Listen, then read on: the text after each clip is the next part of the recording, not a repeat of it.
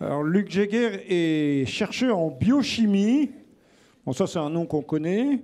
Et en astrobiologie, là, je connais moins bien, mais il va nous expliquer. Spécialiste de l'ARN. C'est très à la mode, l'ARN, ces derniers temps. Et professeur à l'Université de Californie à Santa Barbara. Et son intervention s'intitule « Que connaît-on de l'arbre de vie enraciné dans la matière ?» Je te remercie, François, aussi, pour me donner l'opportunité aujourd'hui de présenter un topo, ce qui en fait fait appel à mon domaine de compétences, qui est effectivement la biochimie et l'astrobiologie. L'astrobiologie étant en fait la recherche de la vie éventuellement ailleurs que sur Terre, et la recherche aussi des conditions qui auraient amené la vie à se développer sur Terre. Mais avant de commencer, je vais quand même un peu m'introduire. Bon, je suis catholique, baptisé, et contrairement en fait un peu à Olivier, j'ai toujours cru en Dieu. Et j'ai toujours eu en fait cette conscience de Dieu. Cela, je le vois comme une grâce. Néanmoins, tout en ayant été bien sûr introduit dans ma jeunesse au Dieu chrétien, à la Sainte Trinité, j'ai néanmoins développé une forme de schizophrénie. Et cette schizophrénie, c'est en fait de voir le monde de la matière séparé du monde spirituel. C'est de se dire, oui, je crois en Dieu, mais le Dieu, où est-ce qu'il est? Il est au ciel, d'accord, il n'est pas là. Il n'est pas au milieu de nous, incarné. Et ça, j'ai mis du temps à le comprendre. En fait, c'est un peu le parcours de saint Augustin, qui lui était tenté par les gnostiques, cette idée qu'on peut simplement pratiquer dans l'esprit, ne s'intéressant pas tant à la matière. Bon, je suis scientifique de formation, et je dois dire que commençant mes études en France, je cadrais relativement dans le profil, je dirais, de notre pays très laïque, qui ne veut pas que la science se mélange avec Dieu. Et néanmoins, je dirais, je ne cachais pas vraiment que j'étais catholique, mais cette schizophrénie, en quelque sorte, je l'ai vécue jusqu'au moment où, comme une révélation vraiment, j'ai réalisé que le Dieu chrétien, sa particularité, c'est vraiment d'aimer la matière. C'est vraiment de vivre, d'incarner la matière. Et de ce fait, ça a aussi énormément changé mon approche scientifique, mon approche de la science. Et je dois dire que malheureusement, peut-être, ou enfin, c'est pas malheureusement en ce sens que mon mouvement aux États-Unis est un mouvement qui m'a permis de rencontrer ma femme. Donc, de ce côté, je dirais c'est un grand bonheur.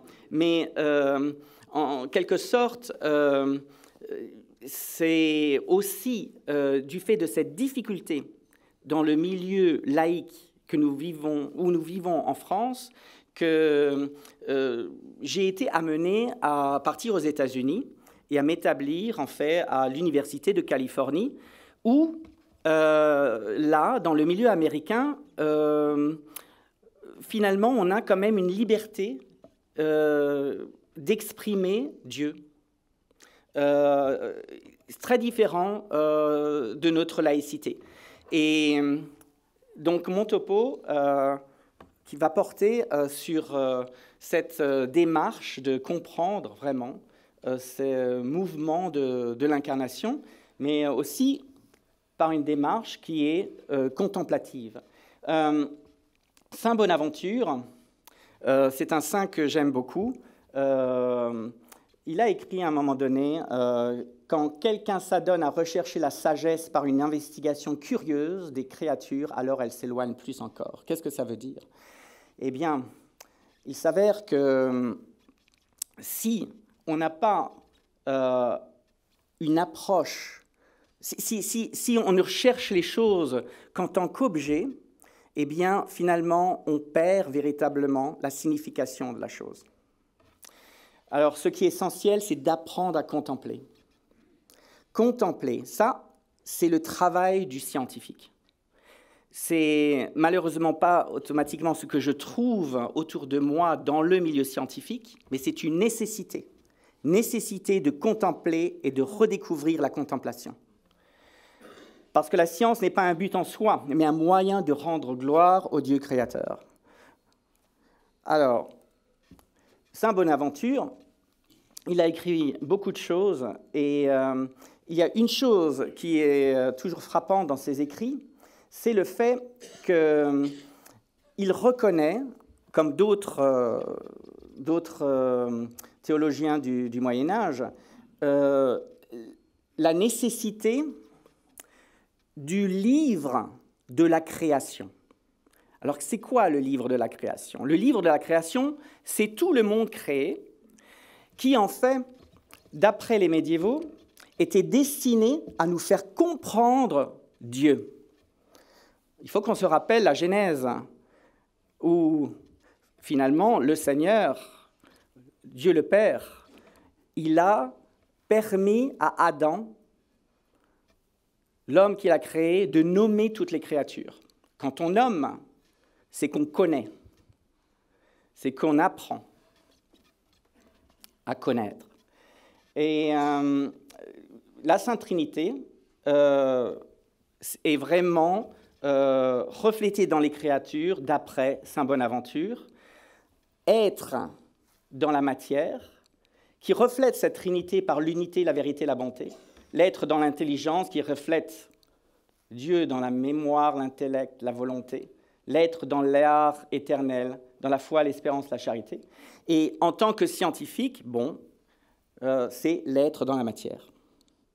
Ce n'est pas la totalité, bien sûr, de la compréhension de ce qu'est Dieu, mais c'est un passage, comme dans l'itinéraire de l'Esprit vers Dieu, vers une connaissance du Créateur.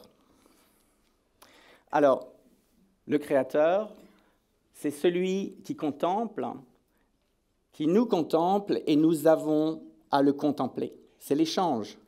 Et c'est cette vision aussi d'un arbre de vie ici, où le tronc est la pupille de cet œil, qui contemple la création de la terre. Alors, que connaît-on de l'arbre de la vie enraciné dans la matière? Ceci est une copie d'une fresque qui est présentée par la NASA à Ames, c'est dans la baie de San Francisco. Et ce qu'on y voit, c'est un scénario possible de l'évolution de la vie sur Terre à partir de l'inerte. Maintenant, cette fresque, elle est représentée telle que. Et quand on commence à la regarder, naturellement, on a la tendance de regarder d'abord à gauche. Les Chinois, d'autres traditions le feraient différemment. Mais néanmoins, le fait qu'on commence à la regarder à gauche, c'est qu'on pointe sur la référence. Le référentiel, c'est l'homme. C'est lui qui permet au monde d'être intelligible. Alors, comment peut-on éliminer, je dirais, l'homme de sa quête de vérité, scientifique? Difficile de l'éliminer. C'est lui qui est amené à faire le mouvement de recherche. Donc, en ce qui concerne objectivité, la science qui se veut toujours très objective, ça, ce n'est qu'un mythe. La réalité, c'est que toute recherche est basée sur une recherche humaine et de ce fait a sa subjectivité. subjectivité qui est basée sur la philosophie que chacun de nous avons individuellement. Donc, ce scénario, qu'est-ce qu'il nous montre? Il nous montre qu'il est possible que la vie puisse être apparue à partir de l'inerte, de molécules capables de s'assembler, d'interagir les unes aux autres, créant des molécules toujours plus complexes, molécules qui, de par leurs propriétés, ont commencé à interagir, à réagir les unes avec les autres, de manière à créer peut-être cette essence de vie qui se traduit en fait à un niveau cellulaire. Ce qui est vivant, c'est la cellule, c'est l'unité de la vie. Ces cellules elles-mêmes interagissant les unes avec les autres, créant des systèmes plus complexes cellulaires, certains multicellulaires, et ceux-ci évoluant, devenant des organismes, s'échappant de la mère protectrice à partir du moment où le vivant avait fabriqué suffisamment de gaz, oxygène pour pouvoir finalement s'élever sur la terre ferme. Et ceci nous menant à l'homme. Bon, ça, c'est le scénario que la majorité des astrobiologistes vont accepter comme une possibilité. C'est l'hypothèse de travail. Et en tant qu'hypothèse de travail, elle est valide. Mais la question, c'est de voir ce dont il est capable de faire, vraiment, aussi. Sachant qu'au bout du compte, ce processus, c'est un processus qui a pris plusieurs milliards d'années. Et néanmoins, du fait de la connaissance de l'âge de la Terre, on peut pointer les origines possibles de la vie à une date qui est aux alentours d'il y a 3,8, 4 milliards d'années.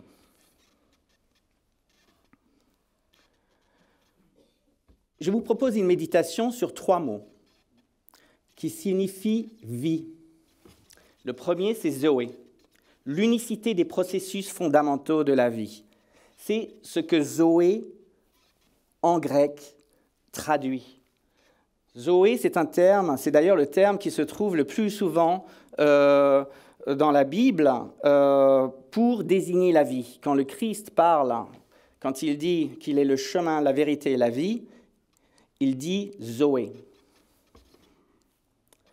Donc l'unicité de la vie, dans une démarche, je dirais, bonaventurienne, eh bien, qu'est-ce qu'elle est? Elle est de regarder cette création, de regarder ce vivant, et où est-ce qu'on la trouve, cette unicité? On la trouve tout premièrement au niveau des biopolymères informationnels du vivant. Quelle est la source de ces biopolymères du vivant? Eh bien, ce sont les éléments chimiques du vivant.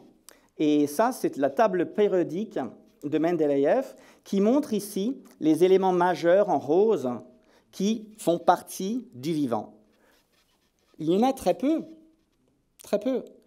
Maintenant, ce qui est aussi très intéressant, c'est de savoir que ce sont les plus abondants atomes de l'univers. Le carbone, qui est fabriqué par les étoiles, nous sommes des poussières d'étoiles quand on regarde ça. Eh bien, le carbone est un des atomes réactifs, merveilleux, qui est un des premiers à être fabriqué au niveau des étoiles. On en a entendu parler juste précédemment. Maintenant, il y a aussi des traces. Néanmoins, quand on regarde ce tableau, eh bien, la réalité, c'est que le vivant est basé sur un nombre restreint d'atomes, c'est-à-dire CHONPS, le carbone, l'hydrogène, l'oxygène, l'azote, le phosphore et le sulfure. Alors, ces atomes, ils ont une chimie remarquable. Pourquoi? Parce que ces atomes, de par leurs propriétés intrinsèques, propriétés atomiques, eh bien, ils ont la capacité de former des liaisons. Des liaisons, c'est-à-dire de s'unir avec d'autres atomes.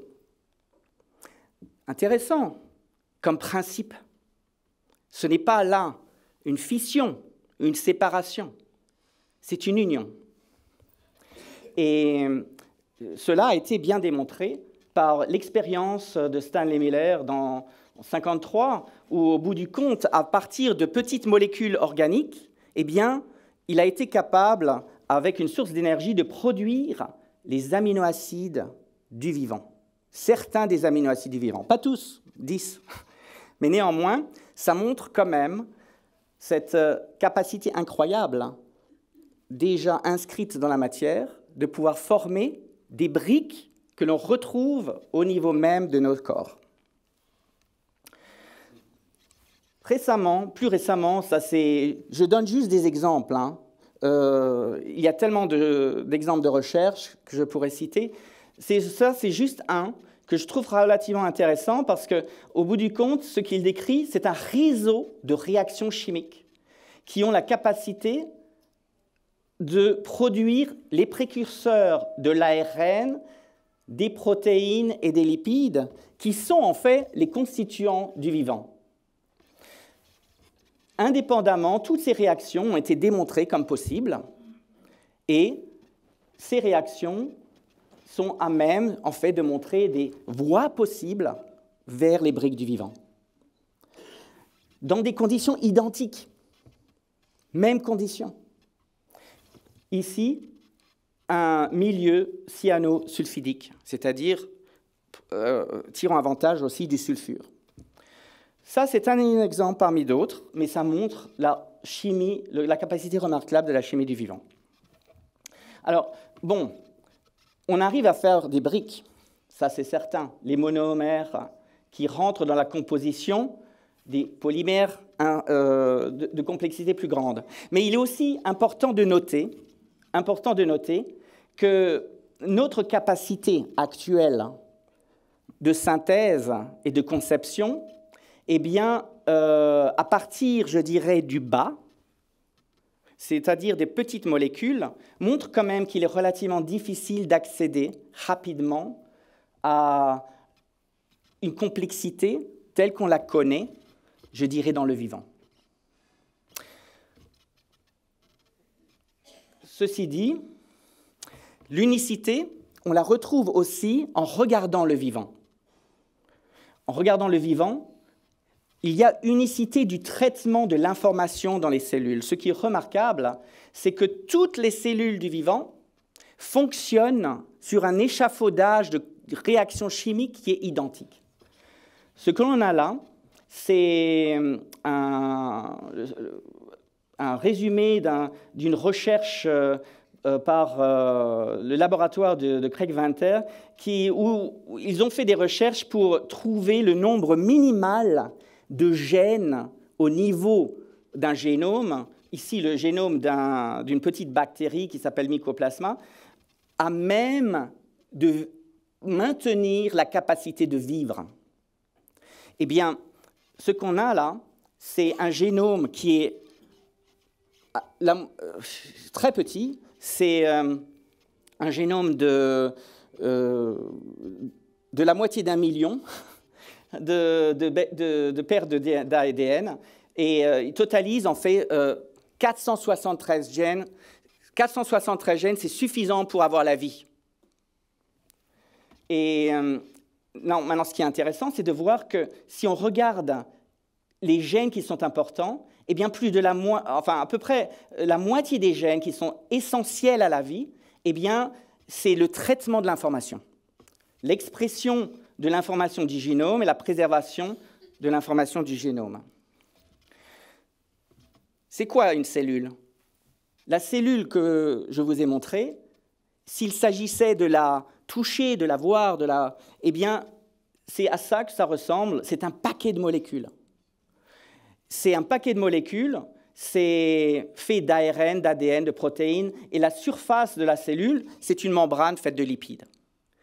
Et tout ça, empaqueté, auto-assemblé, produisant de l'énergie, transformant de l'énergie, synthétisant des molécules. C'est quoi le traitement de l'information? Le traitement de l'information, là, ici, c'est que toutes les cellules du vivant reposent sur un dogme, dogme central. Quand on dit dogme, j'ai mes collègues athées, je leur dis, mais on a des dogmes, hein? C'est du catholicisme. L'ADN est transcrit en ARN, ARN qui est alors traduit en protéines. C'est vraiment un traitement de l'information remarquable. Et il y a aussi des voies possibles où l'ARN peut être reverse transcrit en ADN. L'ARN peut être répliqué de même que l'ADN. Bref, ça, c'est le fondement central de la biologie. Maintenant, il est représenté d'une manière un peu trompeuse. J'y reviendrai.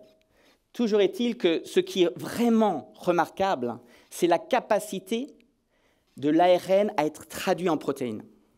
Là, ce qu'on a, c'est vraiment un code qui est exprimé au niveau d'un acide nucléique, qui se retrouve lu, traduit en une protéine, qui a pareil à un programme chimique qui va réaliser des réactions. Voilà une vision un peu plus correcte, je dirais, de ce dogme, après tout. Le traitement de l'information, en fait, ce n'est pas seulement une linéarité de l'ADN aux protéines. La réalité, c'est que ça forme des cycles. Ça forme des cycles, c'est interactif. Et c'est véritablement une expression, je dirais ici, d'une communion réactionnelle, je dirais. La clé de la vie, on peut la voir au niveau de cet appareil, le ribosome, cette machine qui est responsable de la traduction. Le ribosome, c'est une machine extraordinairement complexe, formée de d'un peu plus d'une centaine de composés. C'est de taille assez remarquable.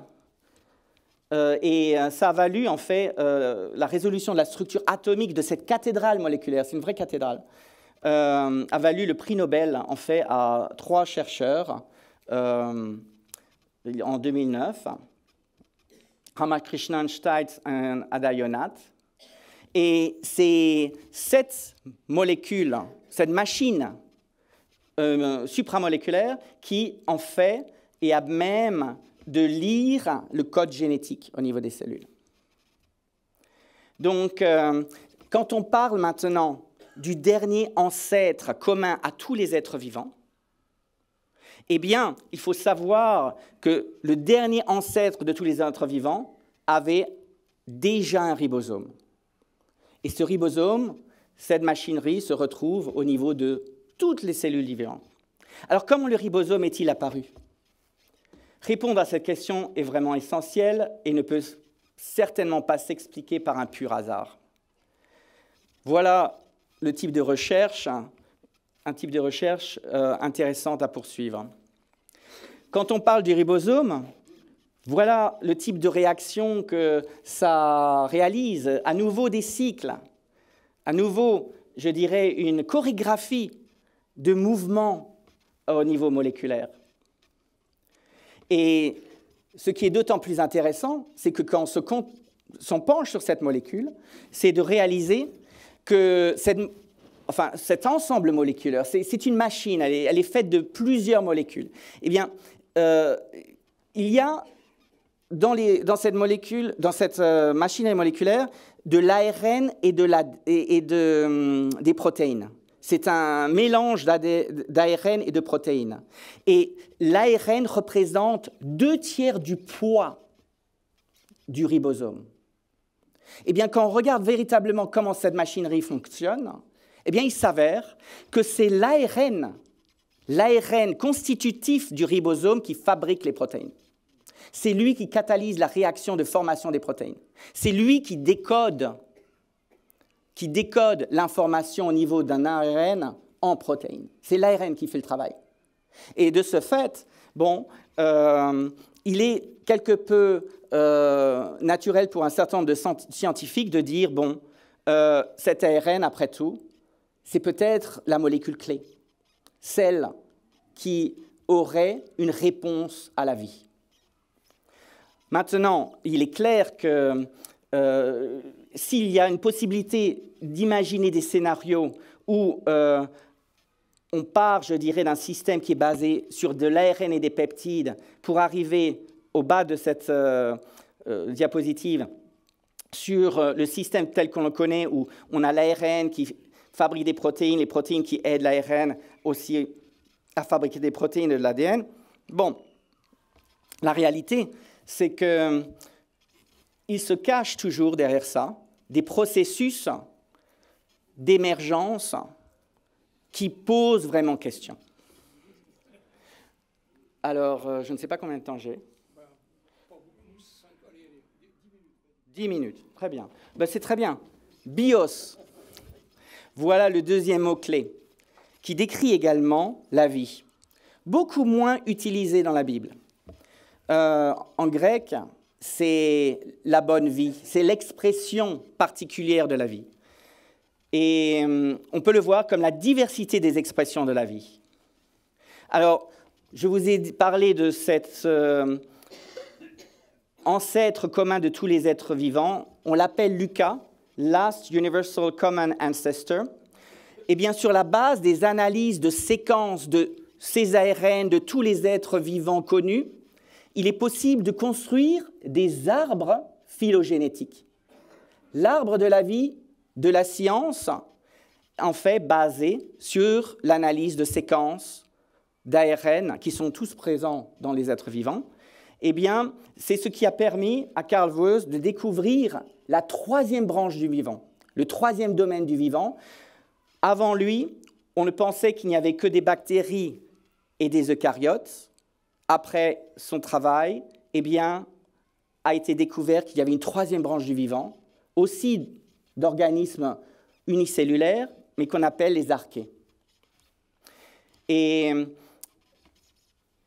maintenant, cet arbre, eh bien, est-ce que c'est véritablement un arbre avec des branches qui partent divergentes dans des directions multiples, ou est-ce que c'est un arbre un peu particulier qui a la possibilité d'avoir certaines de ces branches, en fait, s'unir? Eh bien, la réalité, c'est qu'elles s'unissent. Les eucaryotes, en fait, ont été issus d'une symbiose entre des bactéries et une cellule ancestrale eucaryote qui n'avait pas ces bactéries. Les bactéries étant des bactéries à propriété de fabrication d'énergie, comme les mitochondries, ou de synthétiser, je dirais à partir de la lumière, de l'énergie chimique, les chloroplastes. Les eucaryotes, en fait, nous tous, nous sommes le produit de deux lignées du vivant. Une eucaryote, une bactérienne. Parce que nous avons tous des mitochondries. Et c'est pour cela que certaines de ces branches-là, eh bien, des bactéries mergent, enfin s'unissent avec celles des eucaryotes. Voilà une idée un peu plus artistique, je dirais, des différents domaines, enfin, et puis aussi, je dirais même des royaumes de la vie, où on voit que les bactéries se seraient unies à des archées pour donner les protistes, les cellules eucaryotes, et puis ça apparaît plusieurs fois. Si bien que, quand on regarde ce qui s'est passé après le dernier ancêtre commun à tous les êtres vivants, on peut commencer à avoir une idée peut-être de ce qui s'est passé avant que cet ancêtre commun soit apparu. Et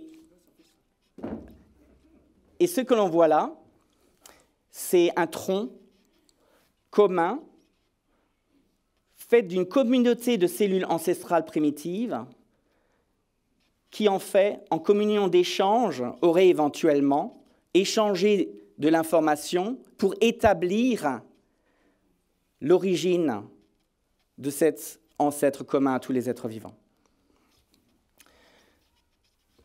À nouveau, quand je regarde la vie, j'apprends ce que communion veut dire à un niveau moléculaire. Actuellement, quand on regarde la distribution des bactéries dans certains biotopes, ben, il s'avère qu'il y a des évidences que ces bactéries, elles échangent de l'information. On les dit de différentes espèces, mais la réalité, c'est qu'elles échangent de l'information. Alors, là aussi, qu'est-ce que c'est véritablement que cette idée d'espèce? Néanmoins, la vie, elle pousse vers cette diversification, cette notion d'individualisation, mais pour qu'au bout du compte, une fois individualisé, il y ait possibilité de créer des communions à des niveaux d'organisation supérieurs. Merveilleux. Et quand on regarde maintenant, je dirais, des insectes, eh bien, il s'avère qu'il y a des évidences que des espèces d'insectes, notamment de papillons, d'origines différentes, d'espèces différentes, ben, créent des hybrides qui, éventuellement, sont à la source de nouvelles espèces, une fois qu'elles se retrouvent dans des biotopes séparés. Psyché, le dernier mot, qui, lui, décrit l'âme, la vie cognitive, la vie en tant que conscience. Eh bien, là, c'est un exemple relativement court, mais la nouvelle biologie, ce n'est pas simplement Darwin. La nouvelle biologie, ce qu'elle nous dit, c'est qu'en fait, il y a possibilité d'acquérir des caractères par des phénomènes moléculaires qu'on appelle des phénomènes moléculaires épigénétiques. C'est au-delà de ce que l'ADN a code pour. C'est-à-dire qu'il y a possibilité de transmettre des caractères particuliers à une descendance qui n'est pas codée au niveau de l'ADN. Et ça, c'est inhérent, en fait, à éventuellement des effets venant de l'environnement, des organismes. Donc, là encore, qu'est-ce qu'on apprend? On apprend comment la vie interagit avec son environnement. Il est aussi en communion avec son environnement. Et cela, selon des processus qui sont canalisés. Ça, c'est aussi important. Alors, c'est quoi la canalisation? Ça veut dire que, selon certains processus, eh bien, ce n'est pas du hasard. Il y a des lignées particulières, directives de l'évolution des molécules. Et j'aurais...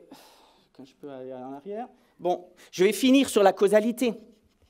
La causalité, chose très essentielle et importante. En tant que scientifique, on se pose des questions, on veut savoir pourquoi, comment.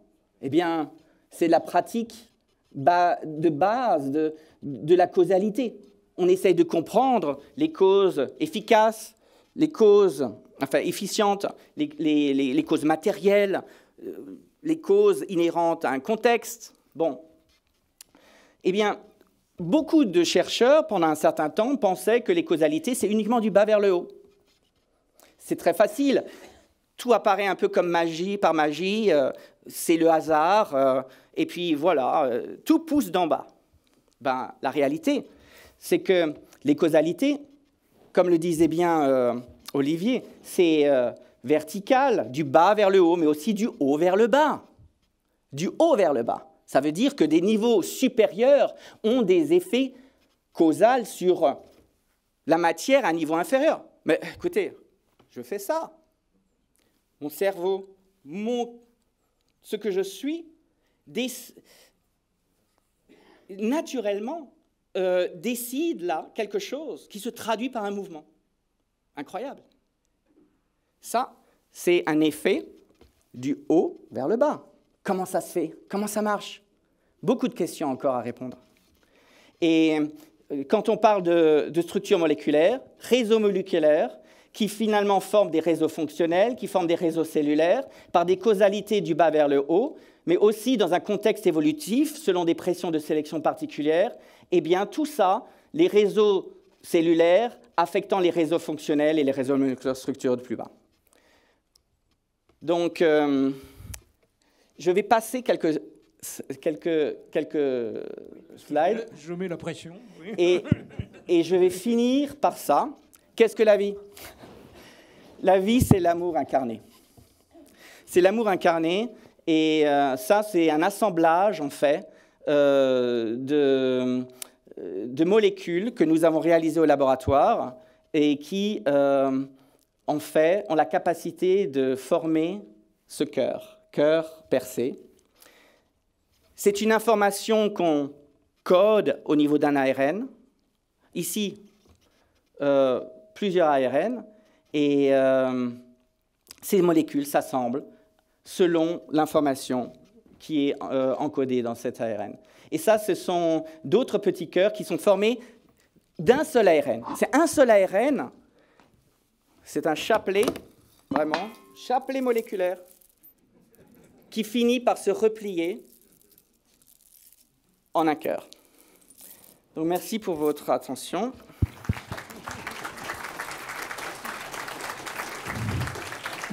Merci beaucoup. Malheureusement, on est obligé d'arrêter. Hein. Voilà, ça fait partie du jeu. Alors, les questions. Oui, il y en a. Devant aussi. Il y a des questions devant, là, aussi, après. Bon. Là, je peux servir de... Vous nous avez parlé de la cellule, où il se passe beaucoup de choses, et, entre autres des réactions chimiques. A-t-on une idée, en une seconde, du nombre de réactions chimiques qui se passent dans une cellule, et qu'est-ce qui pourrait enchaîner toutes ces réactions? Oui, on peut calculer le nombre de molécules qui se trouvent finalement empaquetées dans une cellule. Toutes ces molécules interagissent d'une manière ou d'une autre, les unes avec les autres. Donc, on peut dire qu'à partir de reconnaissance, on a réaction, plus ou moins. Je dirais que c'est facilement de l'ordre de plusieurs millions. Mais bien sûr, parce que tout ça, c'est un tout. C'est un tout, c'est ça la remarquable. Bien, si vous prenez une réaction particulière, par exemple la réaction de traduction, bon, dans une cellule, il y aura plusieurs ribosomes qui traduisent différentes protéines. Elles vont le faire avec une certaine vitesse. C'est vrai, tout ça, ça peut se quantifier, se mesurer. Maintenant, moi, je pensais surtout avec les réactions, les interactions avec l'eau. C'est incroyable. L'eau, ce milieu, c'est le milieu de la vie, l'eau. Les astrobiologistes, quand on fabrique des appareils qu'on envoie éventuellement sur ces robots, sur Mars, eh bien, on recherche l'eau. C'est le premier critère de mesure, c'est de chercher l'eau. Et l'eau interagit, formant toute une série de réactions remarquables. Vas-y. Alors, comme l'exposé a commencé avec Saint Bonaventure, je me permets de poser la question suivante.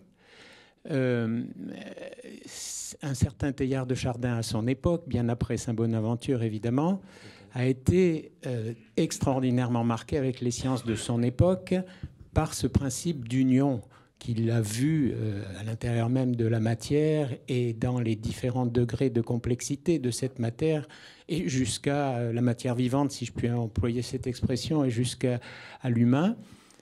Comment un biologiste réagit à cela aujourd'hui? Très bonne question. D'autant plus que... Mais là, une partie de la réponse vient de mon expérience de vie. Mon expérience de vie, ma foi, je ne l'ai pas conçue. C'est une grâce. Ma foi, je l'ai reçue comme une grâce. Et en ce sens, je dirais qu'il y a aussi important que la matière soit, il s'agit aussi, et ça je pense vraiment à Teilhard de Chardin, la nécessité de reconnaître certains phénomènes qui puissent être pure grâce.